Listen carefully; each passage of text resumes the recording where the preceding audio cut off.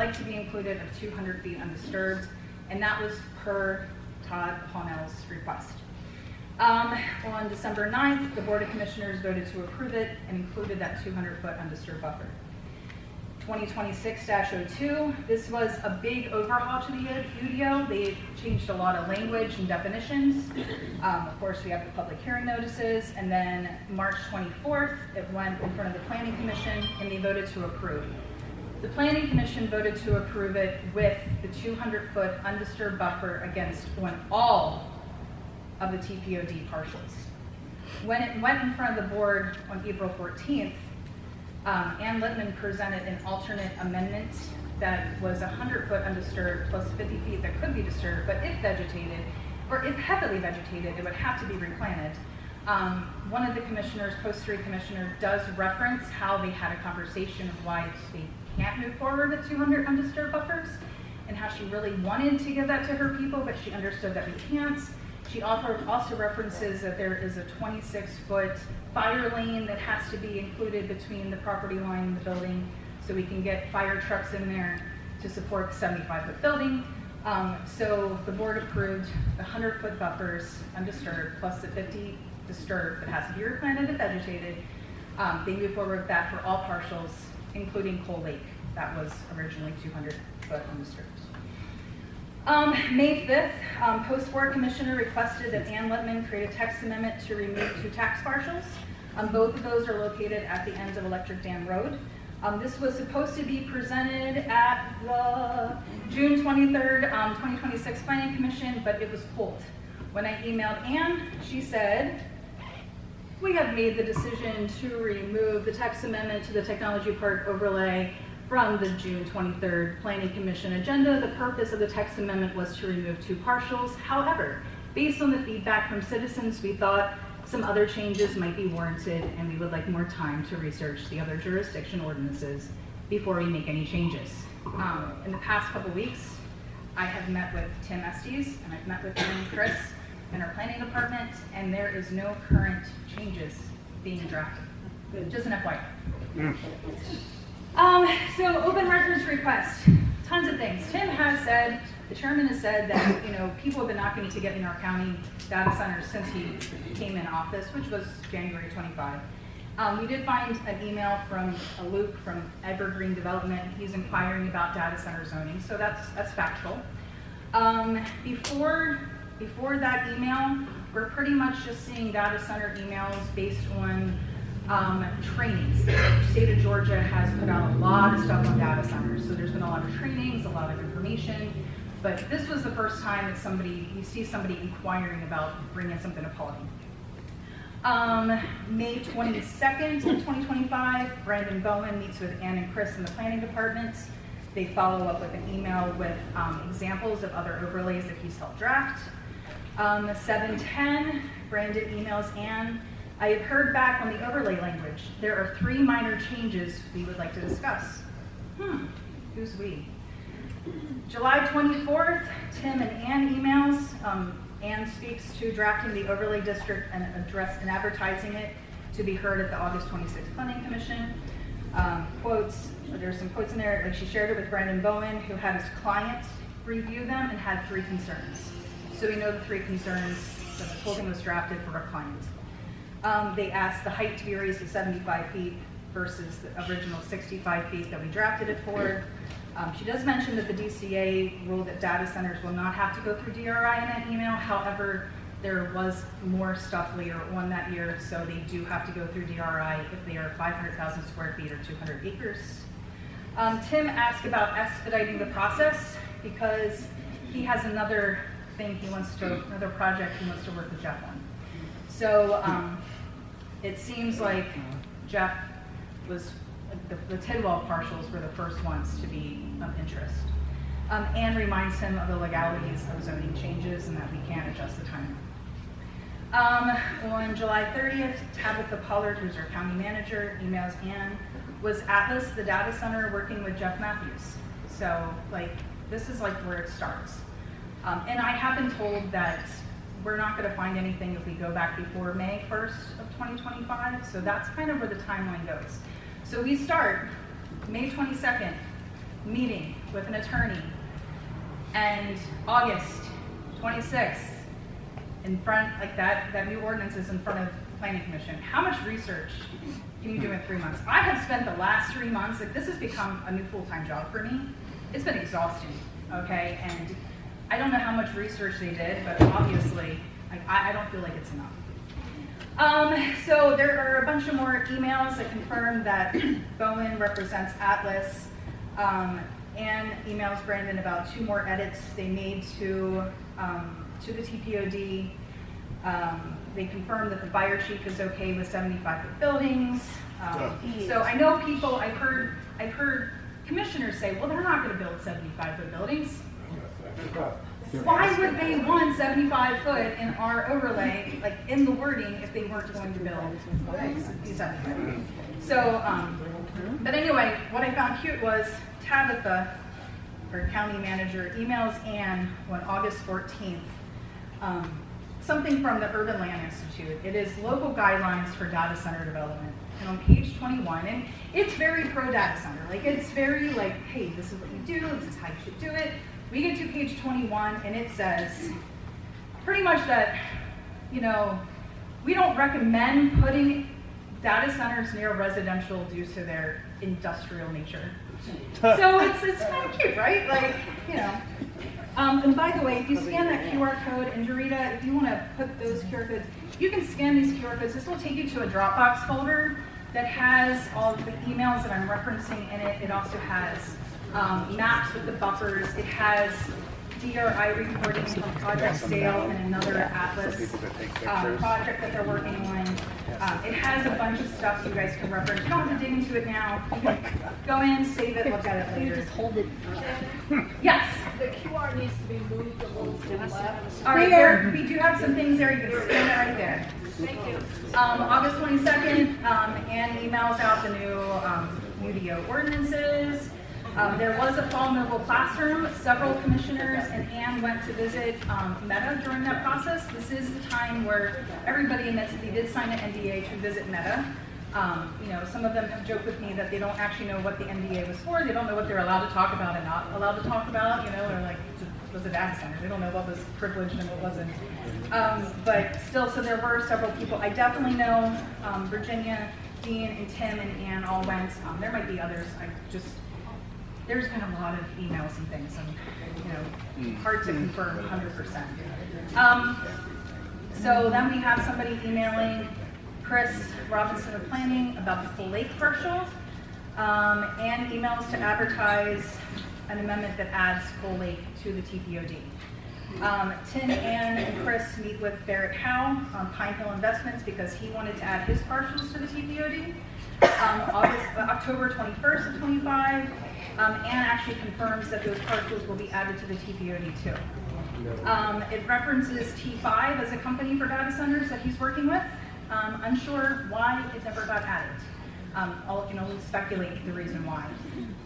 But because it can still be rezoned into I1, AML, and ACDP, if T5 really is interested in those parcels, it doesn't have to be included in the overlay. Just please note that. No one is safe right now. January 23rd, Jason Enavatarte emails Tabitha Pollard around data centers. Some of the questions are, what active projects are currently going or now and where are they located?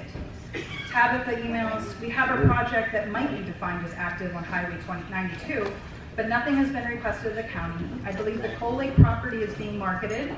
And in the open records, you'll actually see a plan that David Pearson has put together to market his property to data centers. It's kind of cute. Brings a fire station and a youth center. It's really adorable. Anyway, it's being marketed. I'm not aware of status. However, neither of them have requested a land disturbance permit at this time. For the record, I see no applications. I see nothing past zoning certificates at this point with all of the research. So no active applications that we know of. So this email is in there too, so you can definitely read the rest of those. I don't want to keep you guys in this hot room for too much longer, you know. Virginia and Ann email about data center questions for her Post 3 Town Hall. They have a meeting with the Electric Dam property owners. There's a Project Sweetwater meeting. That's what they're calling the SR92 project. Tabitha sends Ann 15 best practices. I love this. This was a one-pager, a white page written by the Loudoun County people. Whoa. Number 2 on this list is never, it's bold, it's capital letters, right? Never allow data centers to be built by right without governing body specific approval. Guess what our TPOD does, guys? It allows a data center to be built by right. If there is any question on that, the zoning certificates in that Dropbox folder will show you that yes, they confirm, the Planning Commission confirms, they are allowing data centers by right. So anyway, back on, there was a pre-meeting for the barbecue. The Butlers had hosted a lovely barbecue where a bunch of people came, Virginia, Ann, a Greystone representative, Ray Luton from the Water and Sewage, like a bunch of people came to that. It was local for like the Turnberry residents, the people west of the Bethel Church property. So they had a pre-meeting to get everybody on the same page. It also included Joe Rich of Atlas Development and Brian Dill. It included the developers in that pre-meeting.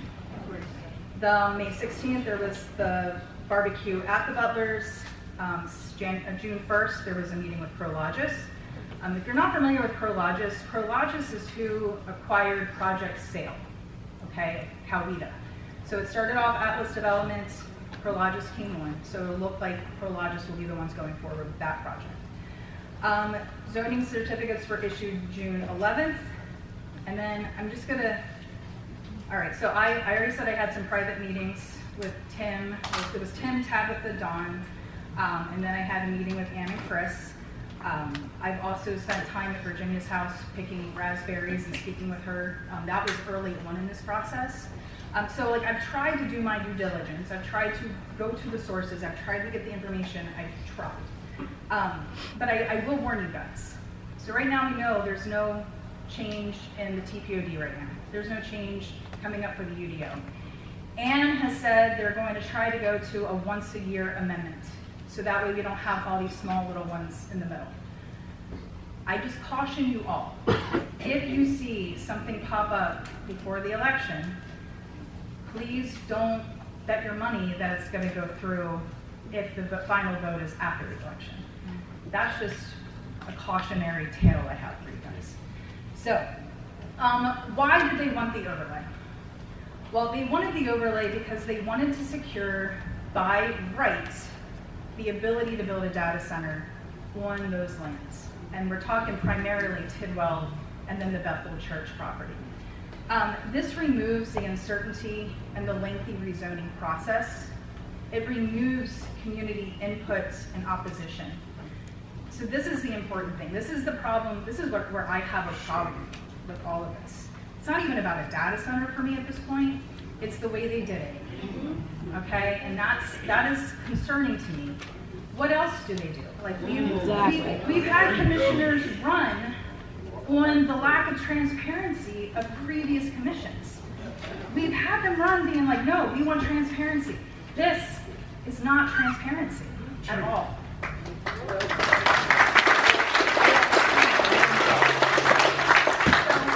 I definitely want to touch on who Atlas is because I think this is a really important piece. I heard that at the last GOP meeting, somebody was like, Jonathan Ward is a patriot, you know, we should trust him. Well, there is a Jonathan, hold on, there is a Jonathan D.T. Ward who is a patriot. He owns Atlas Organization, okay?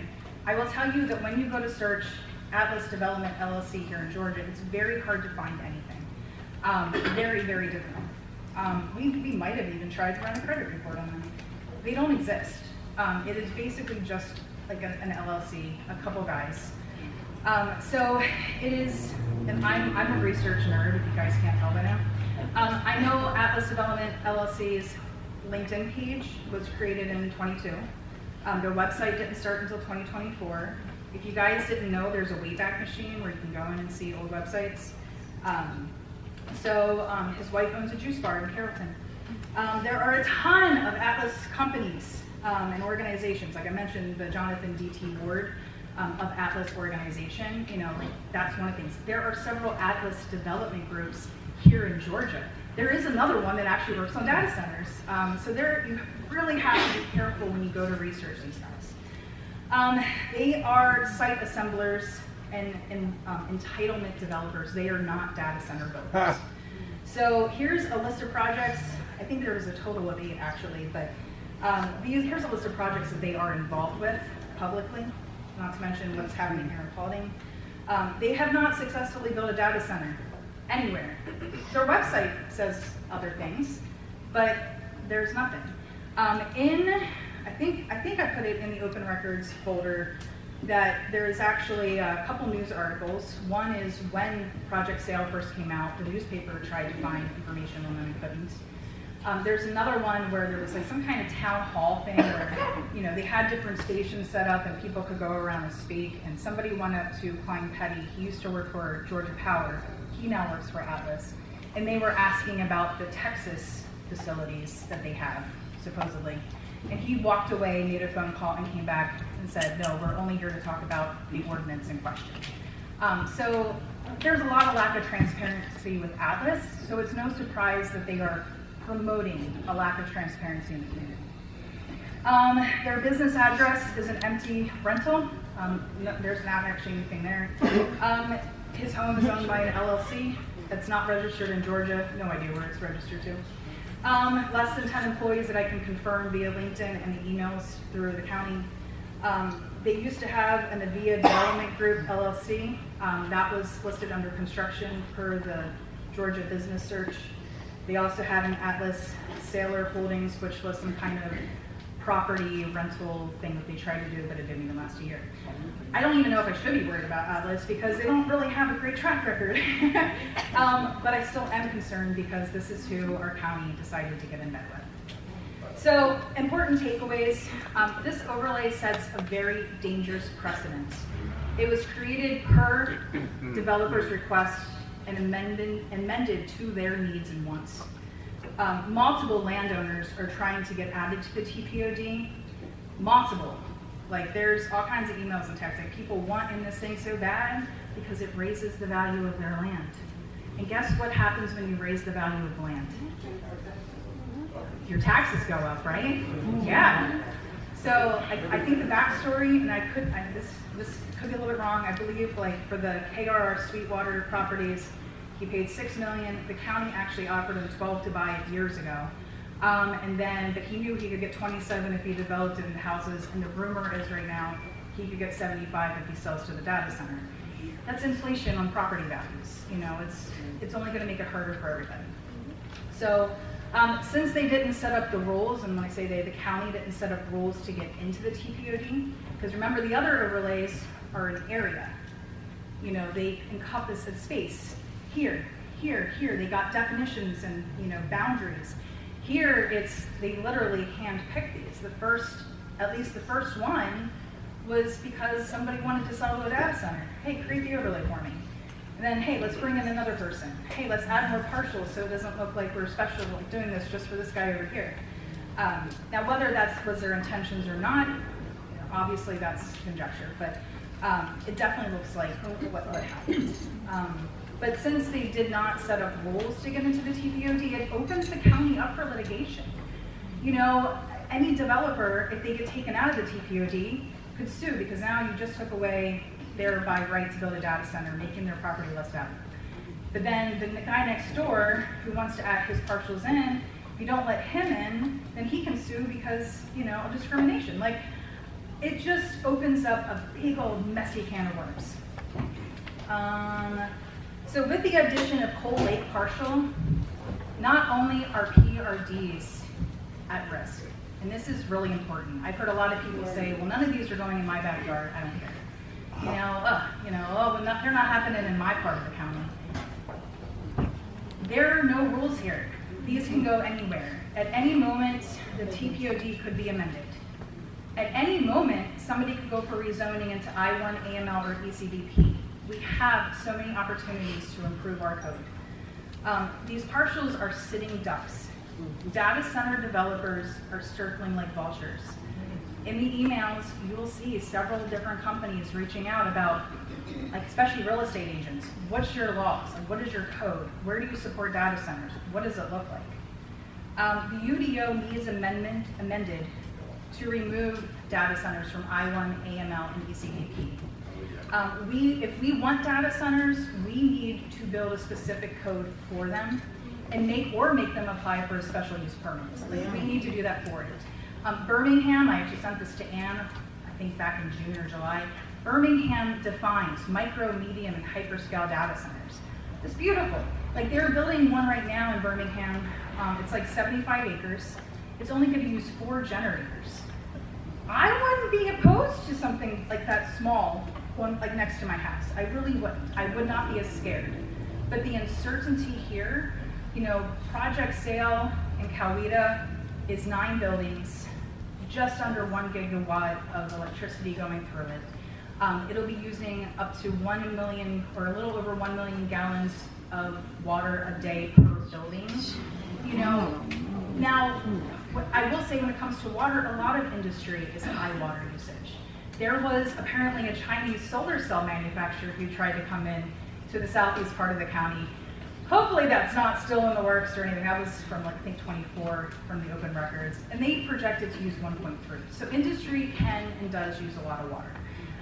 So we have to be careful when we're fighting that. I have heard that because we have slowed down residential builds here in Paulding, and we built that the reservoir is going to have water to support industry. I've heard that. Haven't done the deep dive rabbit hole, but it looks like we would probably have water. But we need to do something better, and we need to really encourage, our commission to really go in and change that UDO to support data centers. Even if we don't want them, we can't be unrealistic, because if they're going to come, they're going to find a way. So let's put as many stipulations and blocks on them as possible to make them good partners. None of this 150-foot buffer against residential. So in closing for me, this isn't about being for or against data centers. This is about industrial scale developments. If it should be allowed next to homes, next to schools, next to churches. This is Bethel Church. This is right up against where a data center could potentially go. Again, there's no applications to date that I'm aware of. We will continue to do open records requests until we see something or we don't. That's something that, I think the community as a whole, everybody who's involved in here will continue doing that, because we don't want this to come in. We don't want to be blind. I encourage you all to get a Dallas New Era subscription. I recommend the digital version because you can open it up in Adobe and you can search, public hearing. You can search, overlay, like you can search keywords. It's a whole lot easier than trying to read the very unorganized old newspaper. But I just encourage you guys, stay aware, stay open. Like I said, even if you want a data center, there's real issues with what the county's doing in regards to placements, how they're doing it by taking away the rezoning. They're taking it away from us, and that's not fair. So anyway.